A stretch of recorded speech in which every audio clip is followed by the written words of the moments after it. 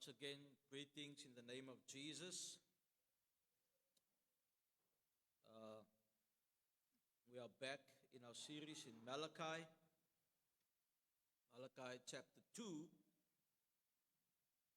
I wanted to do that whole section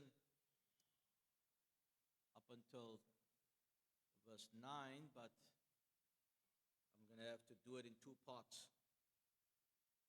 So I only got to verse 5. So Malachi chapter 2, from verse 1 to verse 5.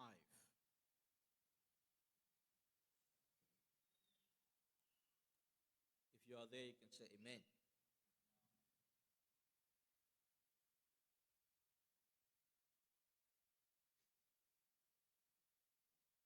And now, O priests, this command is for you.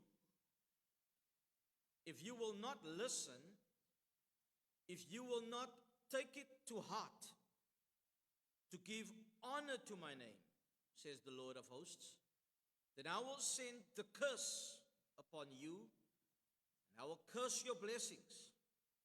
Indeed, I have already cursed them, because you do not lay it to heart. Behold, I will rebuke your offspring and spread dung on your faces, the dung of your offsprings, of your offerings, and you shall be taken away with it. So shall you know that I have sent this command to you, that my covenant with Levi may stand, says the Lord of hosts. My covenant with him was one of life and peace, and I gave them to him. It was a covenant of fear, and he feared me. He stood in awe of me. Let's pray.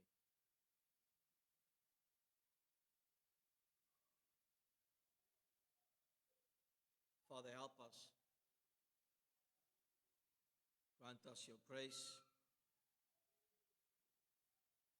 Help us to take it to heart. Your word.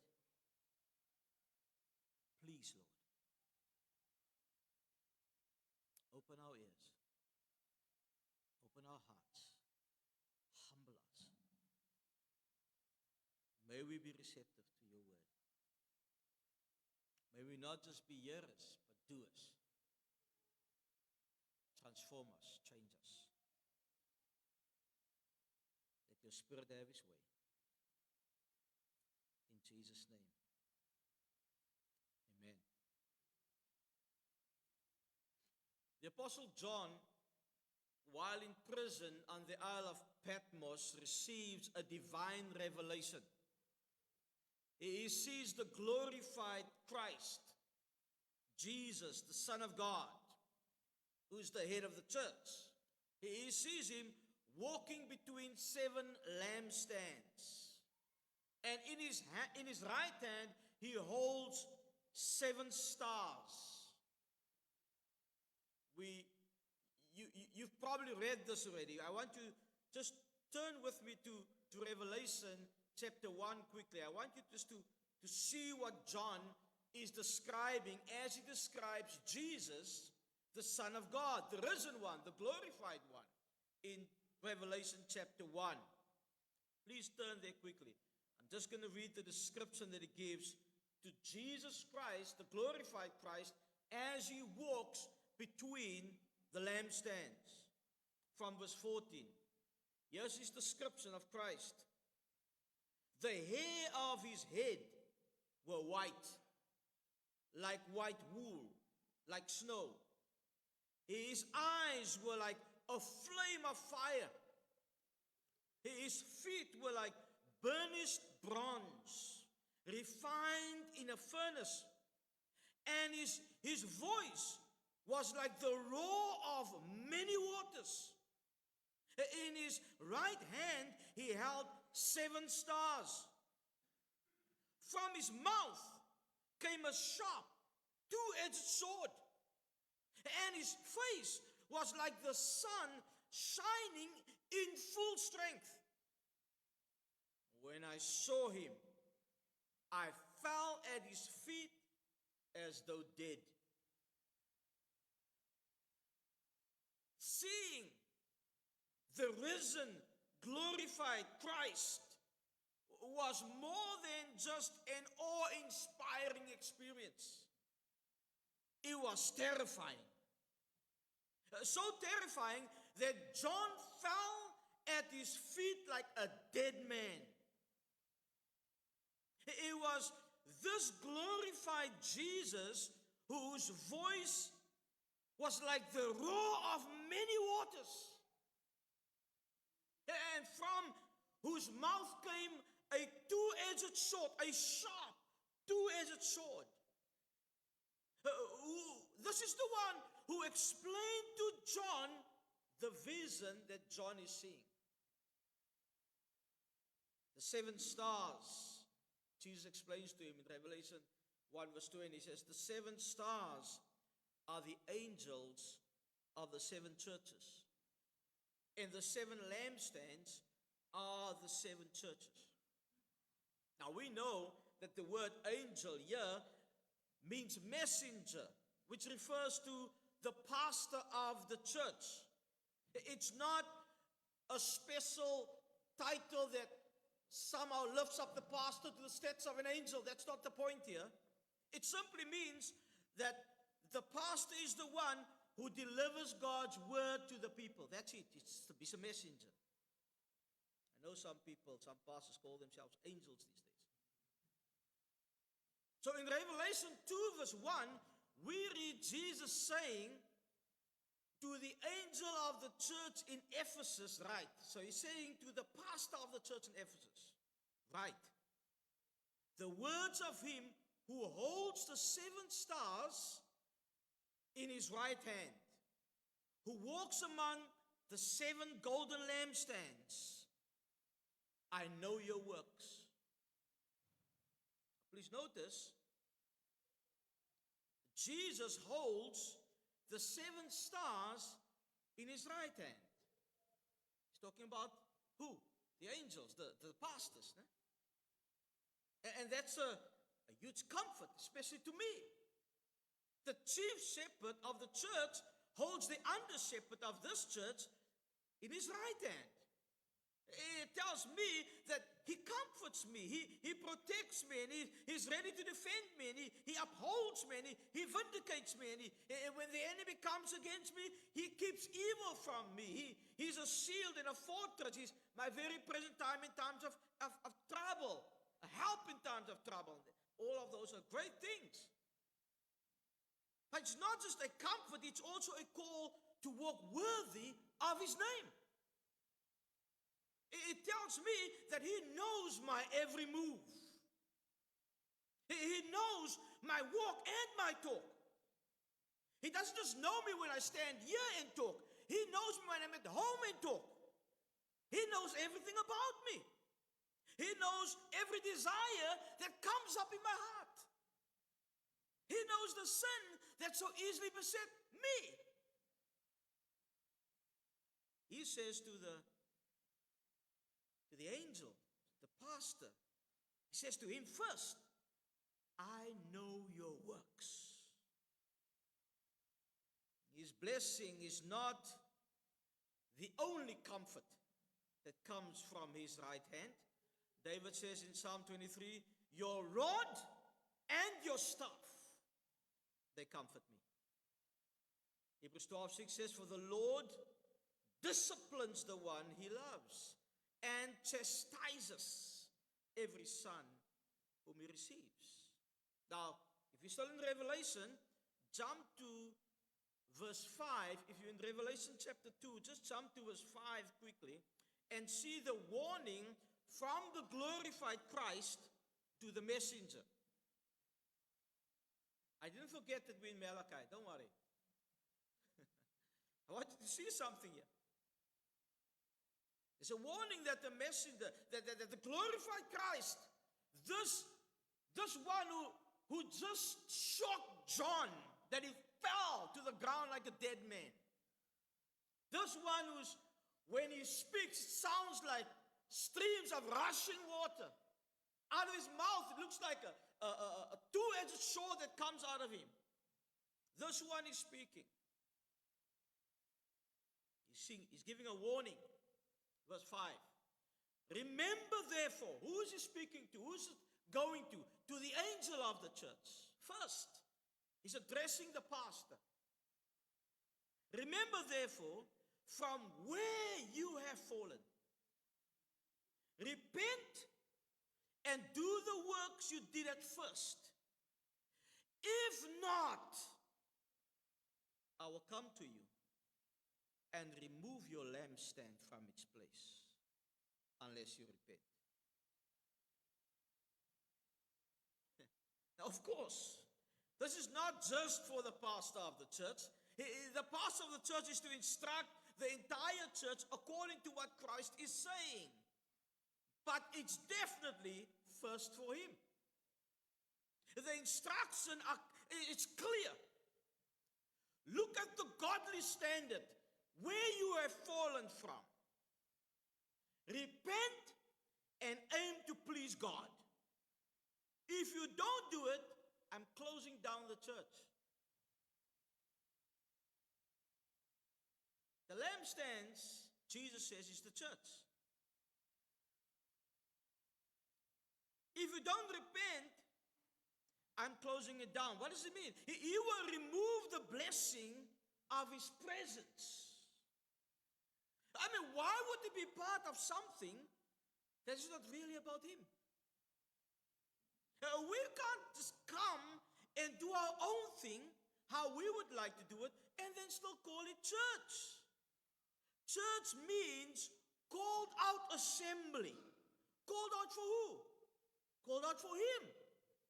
It's his called out assembly. That's why we have a call to worship. Call to worship is here to remind us why we are gathering and for who we are gathering.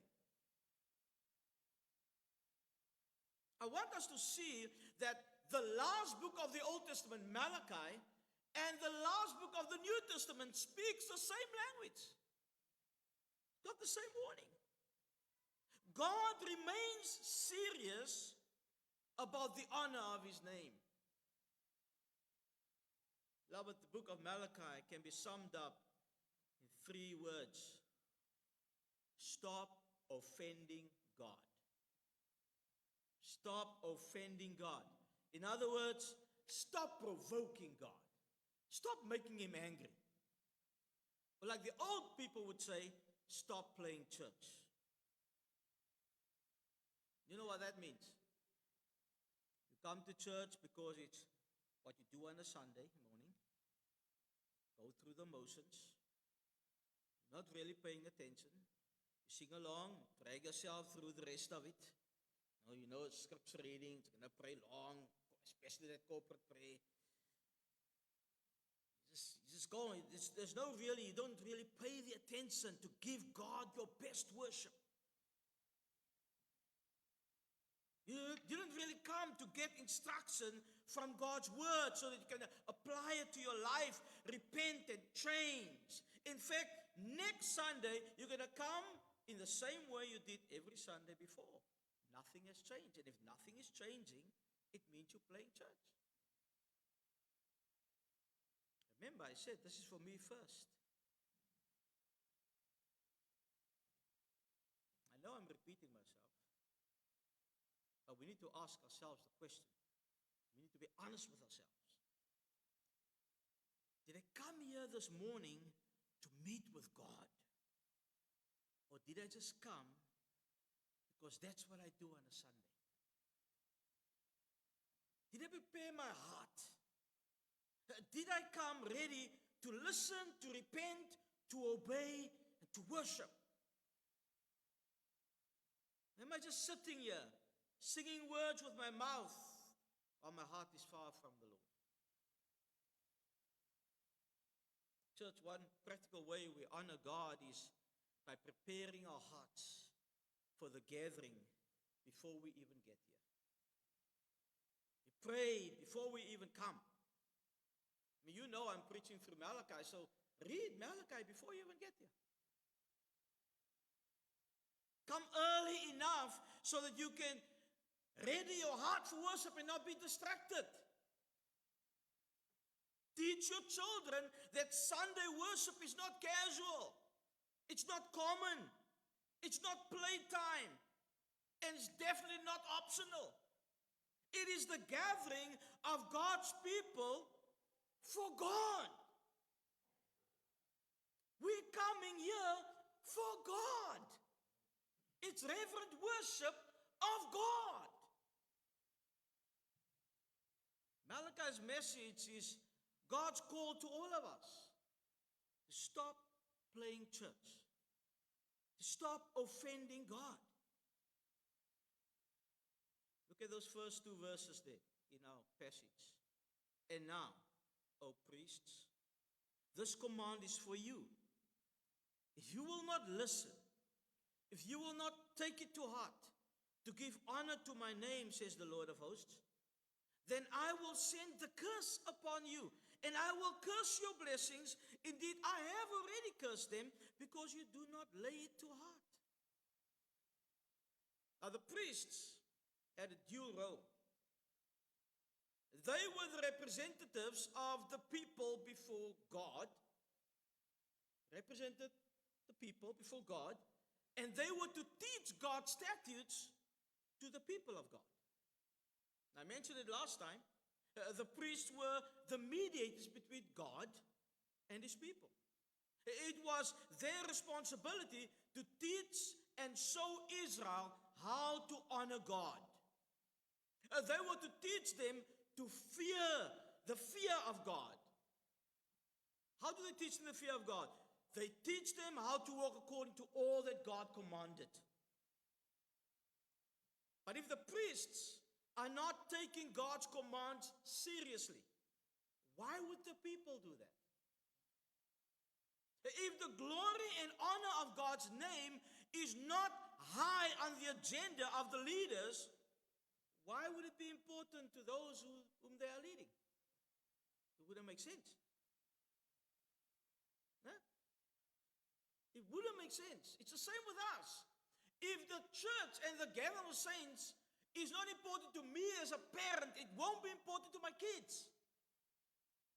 I need to teach them this is important. They must see it's important. It's not only for the man behind the pulpit. If you lead in any way, if you are a deacon, a ministry leader, a grace group leader, a parent, a husband, a wife, an older believer discipling a younger believer, you must feel the weight of this. People learn how seriously to take God by watching how seriously you take God. If we are casual with obedience, others will become casual too. If we tolerate sin because we fear people, we're not loving them. We're leading them astray. You need to ask yourself, am I helping people honor God, or am I helping them make excuses? Am I pointing them back to God, to God's word, or am I merely trying to keep them happy? Because I don't want to lose a friend. I want to challenge him. Let me take it a bit further. If my preaching here, Sunday after Sunday, is simply to entertain you with words, or even to make you angry. Some get happy, some get angry. And there is no concerted effort from this congregation and us as leaders to apply God's word through discipleship, discipline, better measures of accountability, to ensure that we grow in holiness and honor God's name, then we are playing church. And we are not taking it to heart to give honor to God's name. And I'm sorry, I refuse to be that pastor.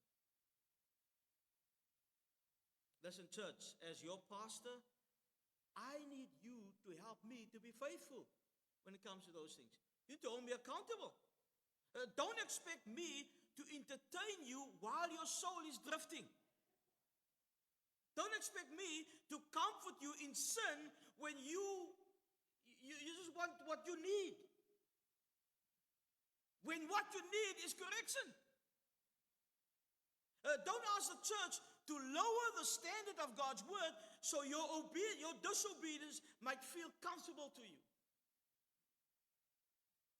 Pray for your leaders. Encourage faithfulness. Receive correction as grace. And when the word of God wounds you, don't run from it. Let it heal you. Look at verse 2. If you will not listen, if you will not take it to heart to give honor to my name, says the Lord of hosts, then I will send the curse upon you, and I will curse your blessings. Church, if the pastor does not listen and take to heart the honor of God's name, then he and everyone who follows and sits under his teaching are in danger of the curse of God. If you've got a pastor standing here and he don't care about the honor of God's name and we just go along with everything, you are all in danger. Let me explain. The first and foremost duty of the priest, as you know by now, was to teach God's people God's law. We see it in Deuteronomy 33 and especially in Deuteronomy 28. You know Deuteronomy 28, eh? The blessings and the curses. God gives a list of, you'll be blessed in the city. We love that. There's lots of songs about that now. You don't have the other side.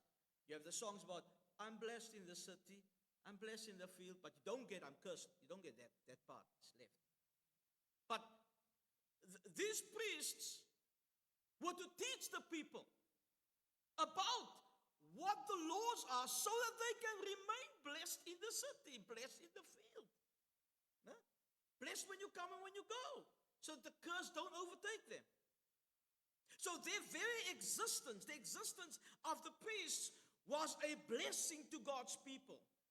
Because they were the custodians of the law of God, which pointed to the ultimate blessed one which is to come, which would be Christ. Here's how the Apostle Paul puts it. You can see the progression here in Romans chapter 9 from verse 4. He says, they are the Israelites, and to them belong the adoption, the glory, the covenants, the giving of the law, the worship, and the promises. To them belong the patriarchs, and from their race, according to the flesh, is the Christ, who is God over all, blessed forever. Amen. God ordained the priests to represent all Israel before him and to mediate his blessing to all Israel. They were the mediators between God and his people and were commanded by God to pronounce his blessing on his people. It was their job. God commanded it. The Lord bless you and keep you. The Lord make his face to shine upon you and be gracious to you. The Lord lift up his countenance upon you and give you peace. God commanded this to the priest. He commanded. It wasn't just when you feel like it, you can say this to them. He commanded this. This is what you will do. And then in number 6, God says to the priest, this is the priestly blessing you must do. And then he says, so shall they, the priests, put my name upon the people of Israel, and I will bless them. Well, blessing.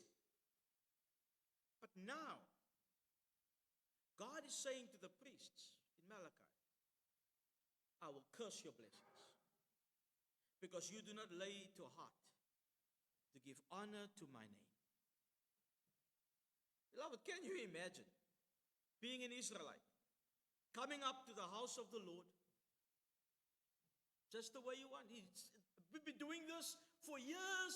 We must come up to the house of the Lord. We know we must do this. We bring animals. It's just a drag. You've gone through all the ceremonial cleansings, brought your offering, worship of God, but instead of receiving a blessing from the priest, God sends a curse. What should have been a blessing. Because the hearts of the people are not right. The Lord curse you and abandon you. The Lord turns his face away from you, keeps you in darkness. The Lord's judgment falls upon you without any grace. Theologians calls this the curse motive. Imagine that. That's the other side of Deuteronomy 28. Church, when the pastor despises the name of the Lord and do not take to heart the honor of God's name, and you are complicit, it blocks the blessing of God to the entire congregation. You don't want a pastor like that, believe me, and I don't want to be that pastor. Beloved, we must understand that a church can lose the blessing of God while still keeping all the activities going. All the activities can still go, and the blessing of the Lord can still be gone. The songs can still be sung, the sermons can still be preached, the chairs can still be filled. But if God removes his favor, what do we have? What's it for? So the question is not merely, are we busy? Are we doing stuff? The question is God pleased? Is he pleased with your worship? Is he pleased with what we are giving him? Is God pleased? Sometimes I wonder if that is even something that matters to us. Does pleasing God matter more to you than your own convenience? You can have all the activities going, but are we pleasing God? Are we growing in holiness? Want to know how we're pleasing God? Are you growing in holiness? Are we repenting quickly? Are we loving one another truthfully? Are we submitting to the word? Are we protecting the purity of the church? Do you even really care about what it means to be a member of this church? And now, O priests, this command is for you. If you will not listen, if you will not take it to heart to give honor to my name, says the Lord of hosts. Beloved, this command is specifically to the priests. They were the leaders whom God appointed to be shepherds over his people. You know, even if I try to worm myself out of it, if you look up priests, you find out they are called shepherds. They are called pastors in the Old Testament. So if I have to bring this home, the application for this command is directed at me. And now, oh priest, pastor, this command is for you. If you will not listen, if you will not take it to heart, to give honor to my name, says the Lord of hosts. So yes, this word is definitely first for me this morning. That last phrase there says the Lord of hosts. That speaks to the gravity, the weight of this command. Lord of hosts. I remember we spoke about this last time. Lord of hosts, we know that it means, it speaks about God as the Lord of armies. It speaks of him as a general over the armies of heaven. It speaks of God as a man of war. This command is coming from the commander-in-chief himself. It carries weight.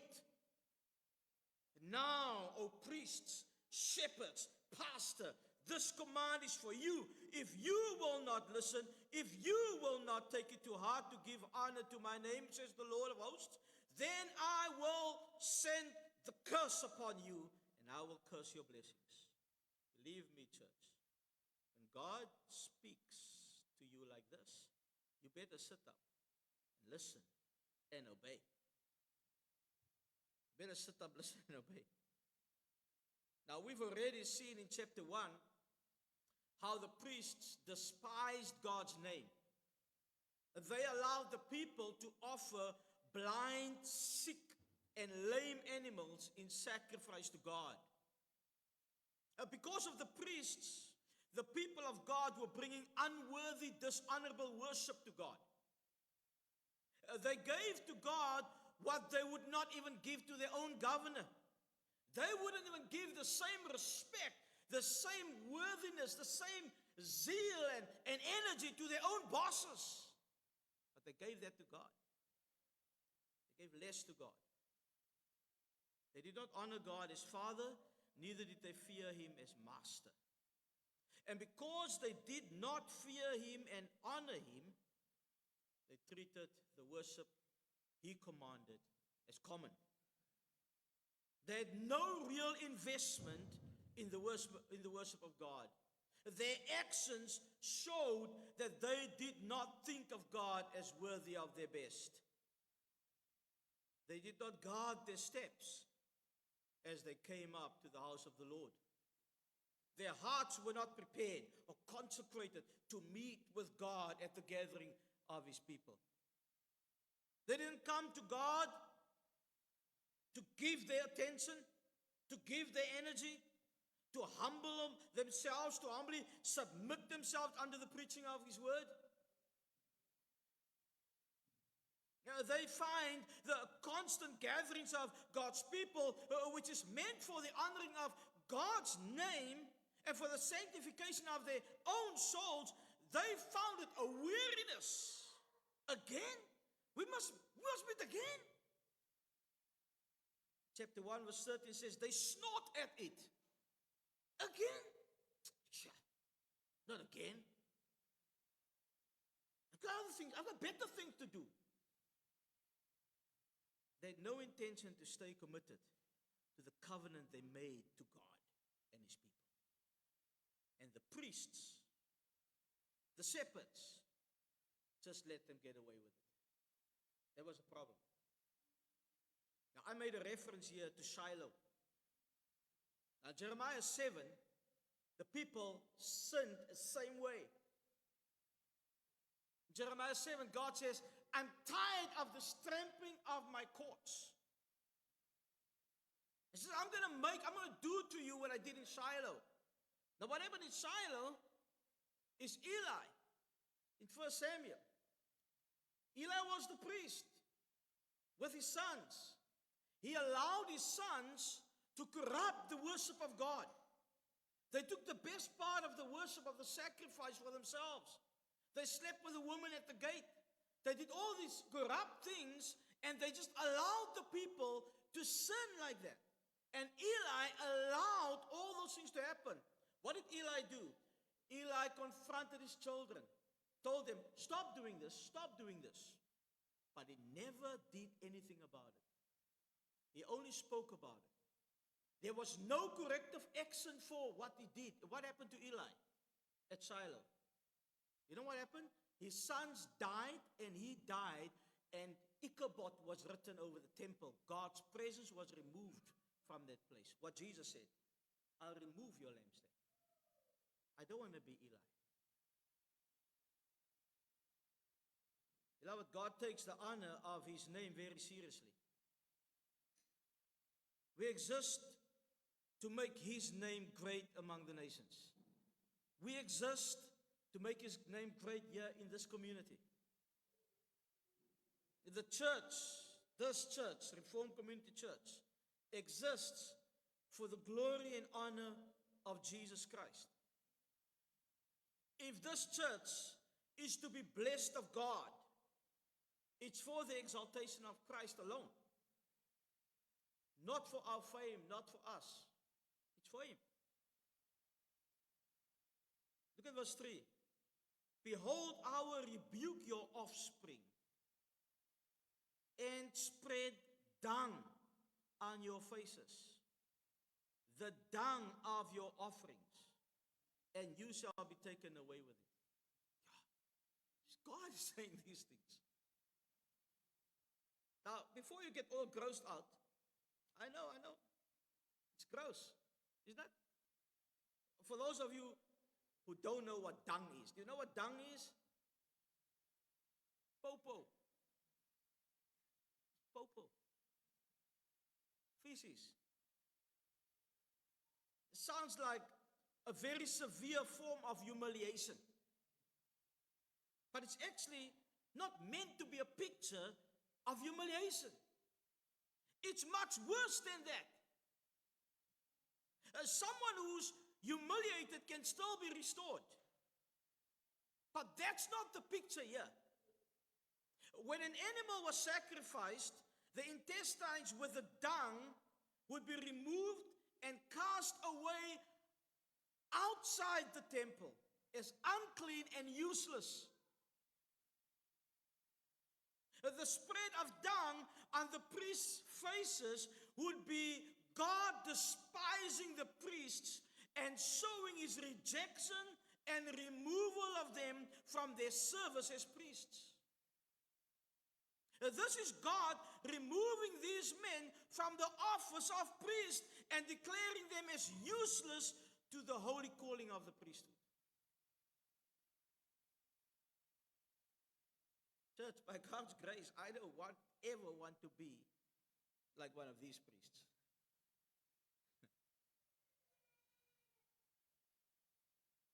But the application can be used broader. God will not allow his holy things to be treated as common forever. If a man uses ministry for himself, if I'm using ministry for myself, I can get away with it with you guys, but not with God.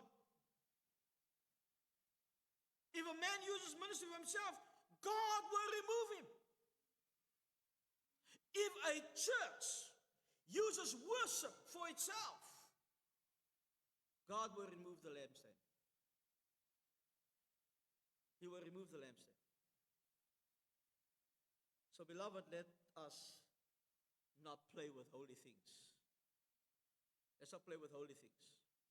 Let us not treat the Lord's Day, preaching, prayer, the Lord's table, membership, church covenant, discipline, discipleship, worship, the gathering of the saints as just religious routines. These are holy things. These are gifts from God, a means of grace working for our sanctification, and we must handle them with reverent fear. We can't play with it like it's worldly, common worldly things. It's not soccer. It's not rugby. It's not driving cars. It's not a hobby. These are God's things. You can't treat it like that. Look at verse 4 and 5. So shall you know that I have sent this command to you, that my covenant with Levi may stand, says the Lord of hosts. My covenant with him was one of life and peace, and I gave them to him. It was a covenant of fear, and he feared me. He stood in awe of my name. Now these priests forgot what a privilege it was to serve as God's chosen leaders, ministering before God's altar, in God's temple, serving God's people, teaching them God's law for God's glory. They started treating the sacred work of ministry as just another job, just something they did to get paid. They lost their fear of God and became as worldly as the people that they were supposed to minister to. They became worldly. They were supposed to teach the people the fear of the Lord, but they became as worldly as the people. They were supposed to teach what it's like to fear and honor God. They forgot God's covenant with Levi. Now, all the priests came from Levi. They were all Levites. So God is reminding them of their ancestor Levi, from where they come from. God said, my covenant with Levi, it will stand. That's who your pa was, man. That's not how your offspring. Your forefather, your patriarch, I made a covenant with him, and his offspring shouldn't be like this. You should be like your dad. I won't allow you to despise the covenant I made with Levi. I'm not going to allow you to mess it up. I'd rather remove you like dung, cast you off. My covenant with him, with Levi, was one of life and peace, and I gave it to him. I'm sure this is a reference to Numbers 25, verse 12, where God says about Phinehas, the grandson of Aaron, was Levite. Behold, I give to him my covenant of peace, and it shall be to him and to his descendants after him the covenant of a perpetual priesthood. You can see here that it was a high honor to serve God as a priest. The covenant with him was one of life and of peace. I gave them to him. It was a covenant of fear. Now, just go with me quickly to Exodus 32. Exodus 32. I want us to see an account where the Levites first were ordained for the service of the Lord. I think this would show you what God speaks about when he says, I gave him a covenant of fear and he feared me. Exodus 32. First account where Levites were ordained for the service of the Lord. It's the account of the golden calf. Moses is on the mountain. He's receiving the law of God. And now he's been there for a very long time. 40 days and 40 nights. A long time. People are being restless there at the bottom of the mountain. Aaron is there. He's supposed to keep the people in order. Now on Moses' return, the people had Aaron make them an Egyptian idol. A golden calf to worship. Which they said, these are your gods, O Israel, who brought you up out of the land of Egypt. That's Exodus 32 verse 4. Moses and Joshua is coming down the mountain. And so we'll pick up the reading from verse 20 if you're in Exodus 32. Here's the golden calf. People are worshiping this thing. They're saying it's this thing that brought them to the Red Sea. So when Moses gets there, immediately he takes this calf down. Verse 20. He took the calf that they had made and burned it with fire and ground it to powder and scattered it on the water and made the people of Israel drink it. And Moses said to Aaron, listen to what Moses says to Aaron. What did this people do to you that you have brought such a great sin upon them?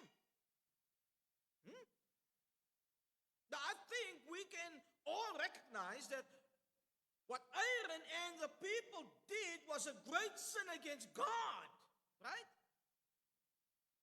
But Moses' accusation against Aaron is that Aaron brought great harm upon God's people for allowing them to sin against God. What did these people do to you that you would put them in such a position? I mean, Aaron, come on. Do you hate these people that much? What have you allowed? Aaron, what you've allowed is so bad, it's almost as if you hate these people. How can you allow these people to provoke God like that? How can you participate in the provocation and offense of the God of glory, the one who conquered Egypt, the one who led them through the Red Sea? Haven't you seen? You were there. This is the God who is a light in our darkness, who is a shade when the sun is too bright. How can you do this? Why would you turn these people against God like this? Aaron was held accountable. He was not just held accountable, he was complicit as well. He should have rebuked the people and pointed them back to the worship of the true and living God. Even if they killed him for it. Even if they put him out for it. He should have stood his ground and said, nope, no golden calf, nope, this is not what God commands, we should not do this. No. He feared the people more than he feared God. And may the Lord help us and every leader in this church not to be like Aaron. Jump to verse 25. Look what it says in verse 25. And when Moses saw that the people had broken loose, the New King James Version says the people were unrestrained. For Aaron had let them break loose. Aaron had kept them unrestrained to the derision of the enemies. It means that they did not care about any boundaries that might have been in place. They just did what was right in their own eyes. It means that even when Moses is there now, and Joshua's there now, they could care less. They were still not restrained, even in the presence of Moses. They would still not submit even under his authority. Now pay attention to what happens. Moses is there now. They still won't submit under his authority. Doesn't matter who the leader is. Then Moses stood in the gate of the camp and said, "Who is on the Lord's side? Come to me." And all the sons of Levi gathered around him. And remember what God said through Malachi about Levi. God gave him a covenant of life and peace, a covenant of fear, and he feared me. He stood in awe of my name, God said about Levi. Here, Moses saying, who's on the Lord's side? And the sons of Levi comes. And he, Moses, said to them, "Thus says the Lord God of Israel, put your sword on your side, each of you, and go to and fro from the gate to gate throughout the camp, and each of you kill his brother and his companion and his neighbor." And the sons of Levi did according to the word of Moses, and that day about 3,000 men of the people fell. And Moses said, "Today you have been ordained for the service of the Lord." Wow. Each one at the cost of his son and of his brother, so that he might bestow a blessing upon you this day. Wow. Wow.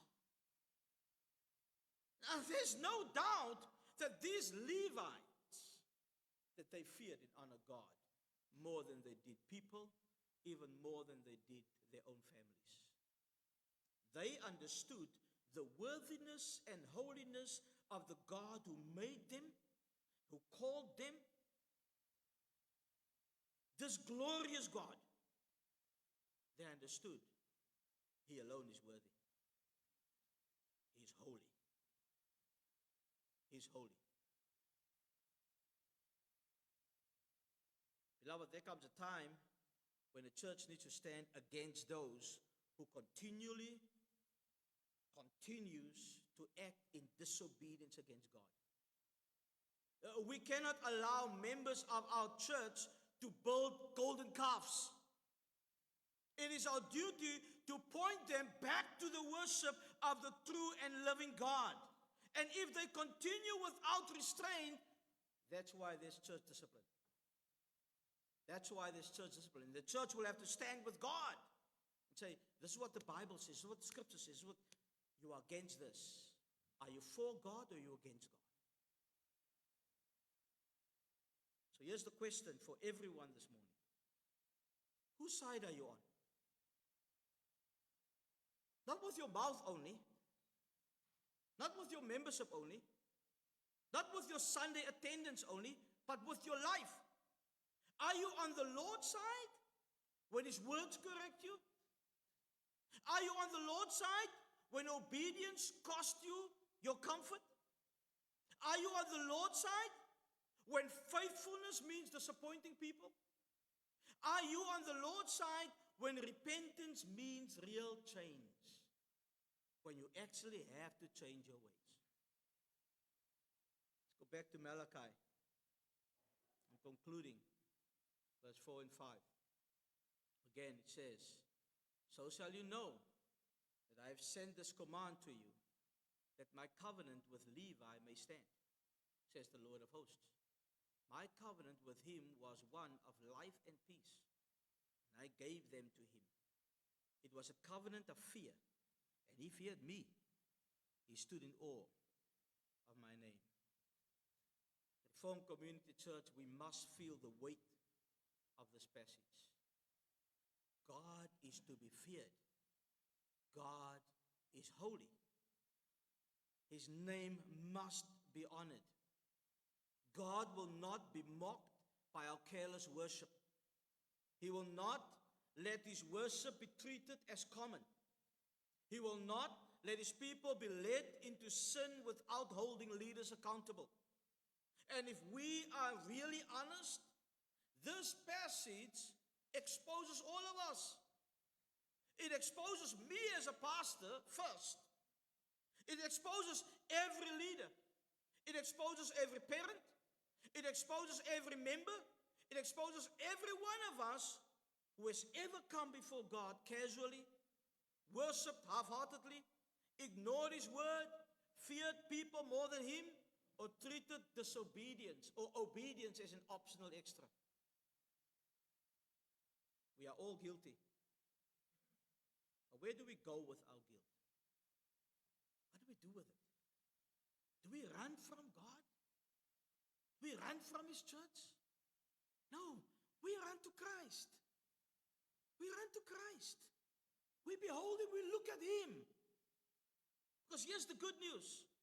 Where the priests failed, Jesus did not fail. Where Aaron feared the people, Jesus feared His Father. Where the priests corrupted instruction, Jesus spoke only what the Father gave Him to speak. Where they caused many to sin and go astray, Jesus came to seek and to save the lost. Where they offered polluted sacrifices, Jesus offered Himself a spotless, pure, holy, and acceptable sacrifice to God. He is true. He is the better priest. He did not merely pronounce blessing over guilty people. He secured the blessing by becoming a curse for us. The curse that should have fallen on dishonorable worshippers like us fell on Him at the cross. I want to constantly remind us of the gospel, beloved. Christ was treated as unclean so that we could be made clean. He was cast outside the city like dung so that we could be brought near. He bore the shame, the judgment, and the wrath that our sin deserved so that sinners like us could receive life and peace with God. So the call this morning, beloved, is this: look to Christ. And even as you heard this message, I know some of you got angry, maybe upset, maybe you had all these kind of thoughts. Beloved, look to Christ and repent. Repent and believe the gospel. Come back to the one who shed his blood for careless worshippers, compromising leaders, fearful husbands and wives and parents and wandering sheep. And then, having been forgiven, let us honor his name. Let us fear him. Let us stop offending God. Let us stop playing church. Let's listen. Let's take it to heart. Let's worship with reverence and awe. Let us receive his word with humility. Let us repent quickly. Let us love one another enough to speak the truth in love. Let us pray for faithful leaders. Pray especially for this pastor. Let's raise our homes under the fear of God. Let's teach our children what it means to fear God. Let us be a church that says, not only with our lips, but with our lives, Lord, your name is great, and by your grace, for as long as you allow Reformed Community Church to exist, we want your name to be honored here. Amen? Let's honor his name. Let's not have any illusions about this. He does not need us. We need him. And we have the privilege to exist for him. Let's pray.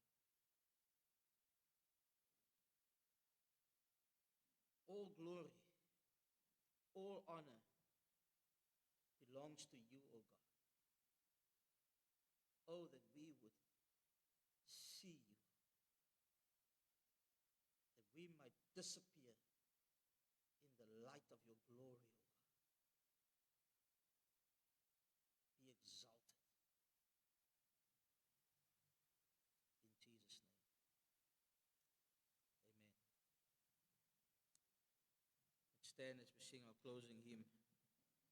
All glory to God.